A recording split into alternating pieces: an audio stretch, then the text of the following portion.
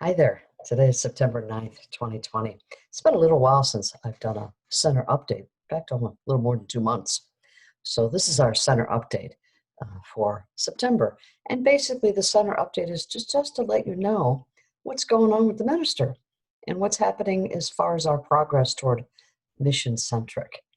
So one of there have been many things that have been very beneficial during this pandemic period of our ministry. We've been basically in lockdown for 6 months, and we're gradually moving things around a little bit to try to get this to our new normal. As you probably all know by now, we're doing the driveway service, which is being attended to about 35 people, which is awesome. Keeping social distancing and following all the protocols. And this past Sunday, Hector joined us, our pianist, which was wonderful. So good to see him and just be in his presence. And that was just a nice added feature to our worship outside. So we've created a policy for you to be informed when in the event that we need to cancel that service, whether it be the outdoor service or even the inside service for whatever reason. So we have a policy that you'll find in this week's e-news, but it's also on our website under our policies, and it's the cancel service policy. And basically it says that we have some protocols in place should the moment arise that we cannot have service, for whatever reason. And if you're questioning it when you get up, you can always go to the website or our Facebook page, and we will have it posted by 8 a.m., the status. So if there's nothing on there by 8 o'clock, you know that service is still in place. So I wanted you to know that a couple weeks ago, we had some rain, which is very unusual for us to have rain in the morning hours, but it was definitely a rain day that Sunday. So we have put some things in place. So I hope you'll know where to go to get that. The other thing is we're beginning back up for the fourth quarter of 2020. Spirit Groups is starting back up, and we're going to be looking at the book How to Pray Without Talking to God by Linda Martella-Whitsitt. And she has developed a 6-part series on our spirit groups. So we're forming a host for that right now, and we'll start that in the middle of October. So I hope you'll find a way to join us. We've done it through Zoom before, and it went pretty good. We do breakout groups instead of meeting in people's homes. We're going to do that at least for one more spirit group. So it's been very rewarding for those who have participated. You just get to go not just a little deeper in your spiritual understanding, but when you read a book that's open-minded and causes you to think, and we do that in conjunction with small group ministries, which is, opening in prayer, sharing the video that the speaker has created, generate some questions around the material. And so I hope you'll get the book. Again, there's more information about that in our e-news this week. And that is one of the ways that we're moving toward mission-centric, because the idea is that folks who don't want to come to the steeple church, but they find the spirit groups a way of opening into a spiritual experience. So if you know somebody that's out there that might benefit from this, please extend an invitation to them, because all they need is Zoom. Tell them to get the book, and you can support them by, holding their hand through this experience, and being with them for it. So please plan on joining us. It'll be fun. And we're also going to be doing the Q process. That's coming up, and you should have received an email on that as well. And of course, if you're not getting emails, please call the office. Sometimes our constant contact can just get a little bit jumbled up, and what we need to do is we need to take you out of the system, put you back in, and then it regenerates and you begin seeing the e-newsletters again. So please don't think that we've dropped you or there's a glitch somewhere, because there is. So just let us know, and we'll do our best to rectify that, because we want you to get the news that we're presenting. So the other thing is the Q process, which is a triggering workshop. And in the announcement that you should have received, it says why. I included why we want to take it. And I know we've got 35 people in our ministry that have taken the workshop, but they have retooled it to be a 6-week workshop rather than a workshop where you sit and you're bombarded with a lot of material. Now they've changed it to the Q training. And our job is to train you on how to use this process when you are triggered. And aren't we triggered? Especially in these times of the pandemic and the tumultuous experience we're experiencing politically. So I hope you'll seriously consider this. Even if you've already taken it before, there's a discount if you're a returnee. You'll need to get the workbook, and but there's uh, but allow us to spend an hour and a half to 2 hours with you over a 6-week period because it's all online. That's how it's going to be presented from now on. You don't have to go into the church to take it. So it's a 6-week process. The first 3 weeks is the material that supports how this works and why this process works. And then the last 3 weeks is us actually applying the material to our everyday experiences. So I hope you'll join us for that. And that also starts in October. So we've got a few things cooking for the month, for the fourth quarter, and we're already processing things for the first quarter. So we're rolling through it. And we, in our e-news this week, you would have gotten the notice that our Wednesday noon service will now be taking place in the sanctuary. It'll be live, and it'll also be worked out through Zoom. So if you're joining our chaplain, Steve Camp, for our Wednesday noon service, you now have two options: to come to the church personally and be in that, or continue on Zoom. And I suspect that we're going to continue this process for doing it through Zoom as well as live. We're going to try it out. It'll be our first opportunity for doing things inside the building. And of course, this requires us to do a little bit more in the way of sanitizing our building, but we're willing to take that task on. So join us, if you're looking for something around noon or midweek to be uplifted. It's a very cool process. And if we follow the protocols and it works well, we will gradually open this up to other groups. But if it turns out to be that people are requesting hugs and wanting to touch each other and wanting to do things that are just not protocolly acceptable, then we won't be able to continue it. So just heads up, and when you come to that noon service, you will be able to use the bathrooms. So I wanted you to know that we will have it sanitized for you before and after. So feel free to join us on that. That's really good news. It's a step in the process. And the board is working continually to look at the numbers as far as the virus is concerned, and they're being very diligent about it.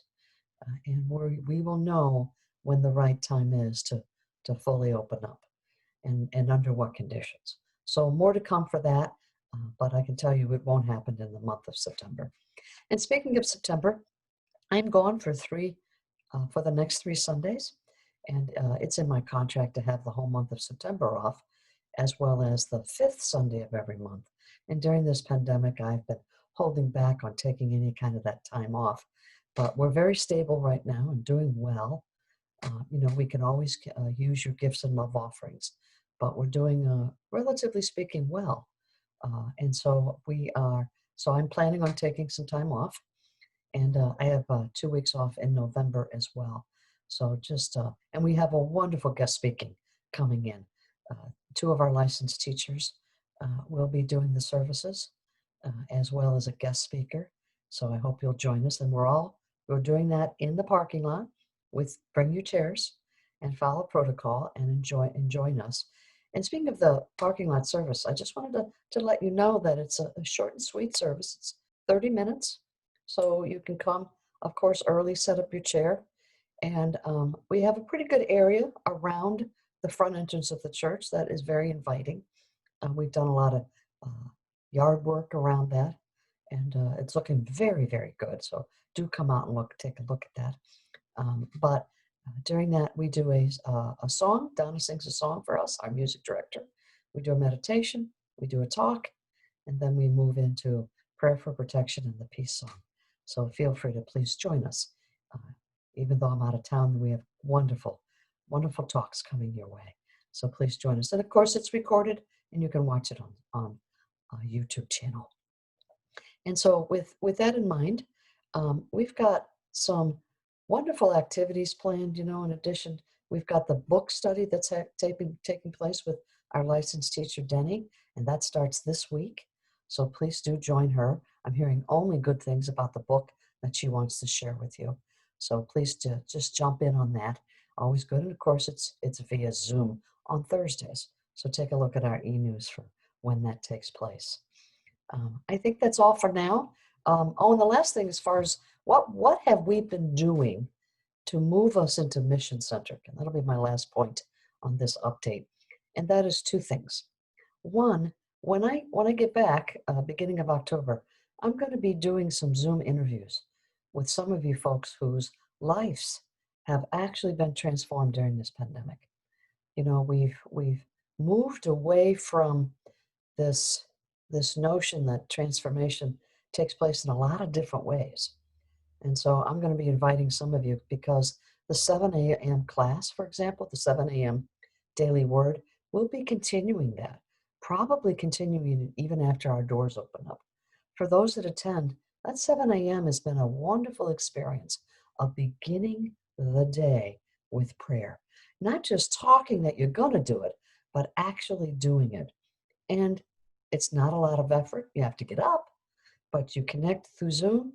We share the daily word, and then we go into a nice 15-minute quiet meditation. It's a wonderful way to begin our day. And some of you, your lives have vastly changed because of that experience.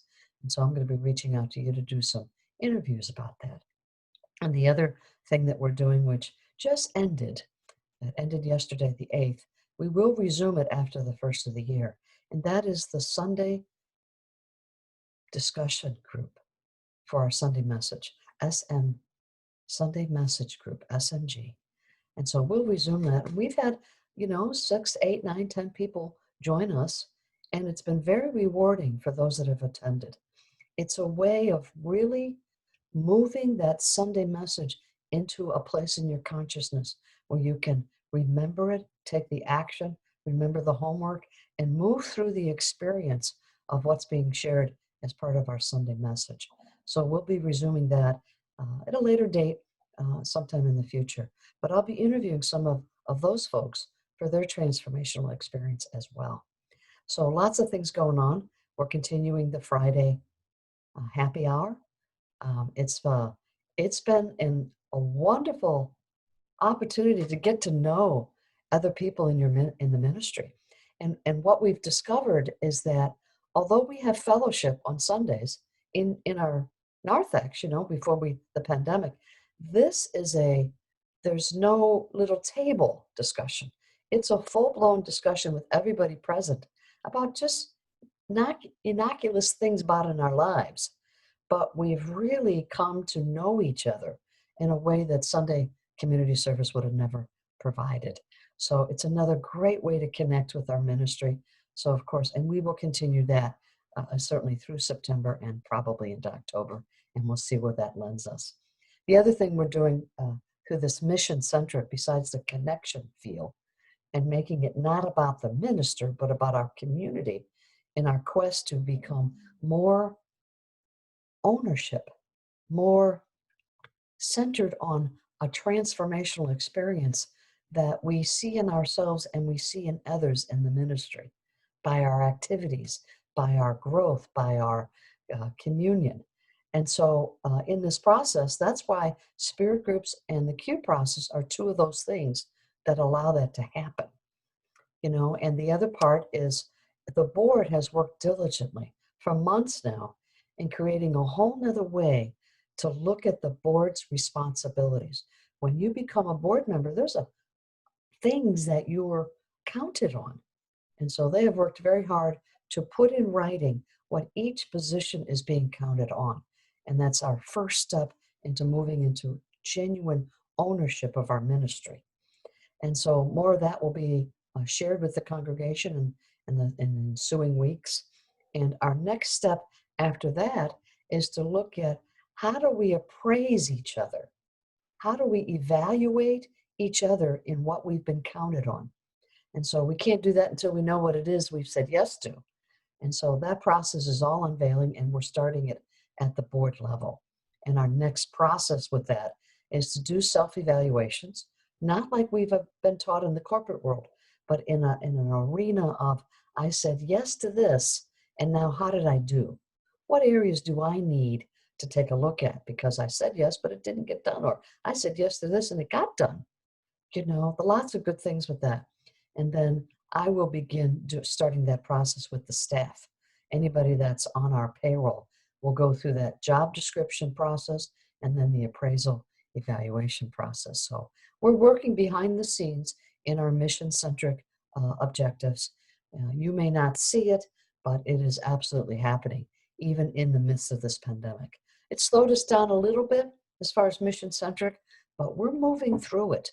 We're not letting it hold us back. That's enough for now. I hope that you will share this message with others so that we stay informed. We work very hard to be fully transparent in what we're doing, what we're up to. And later you'll be hearing a community update, and then we'll hear another board update. And then beginning in October, we'll get back to the transformational story update. So thank you. I love you. I bless you. And be good to yourself. And thanks for listening. Bye now.